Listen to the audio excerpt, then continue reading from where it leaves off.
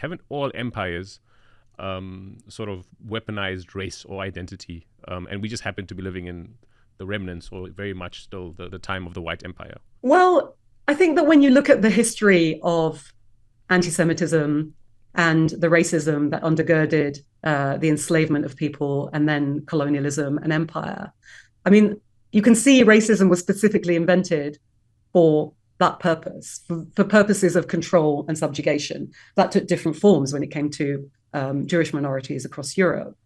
But you can see that that architecture is always there in play as a means of imposing the superiority of white Christians in those countries. Ella Shohat, who's an Iraqi Israeli intellectual, writes beautifully across so many of these issues.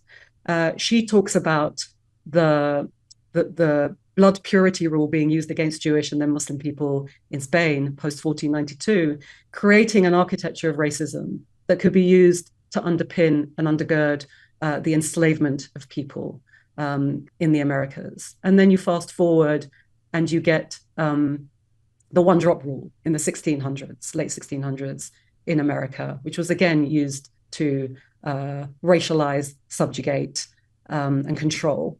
And then you jump forward to Jim Crow, which is again based on this architecture of having essentially enforcing white supremacy in a post-slavery era.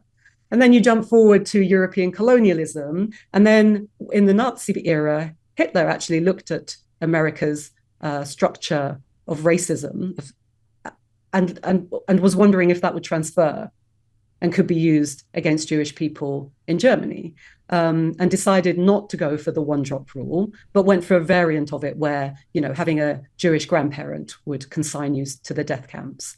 And so what you see constantly is this cross-pollination, that racism is constantly in conversation with different kinds of racism, that it's always used in different ways by a category of people who have described themselves as white, who are Christian Europeans.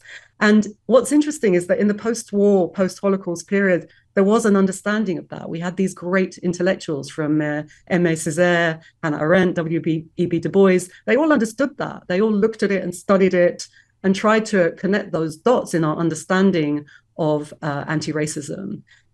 We somehow have lost that in the decades since, sometimes for understandable reasons. But I think there is now an imperative for the anti-racist left to try and reconnect those dots, because fighting racism in silos that was invented by racism doesn't really make any sense.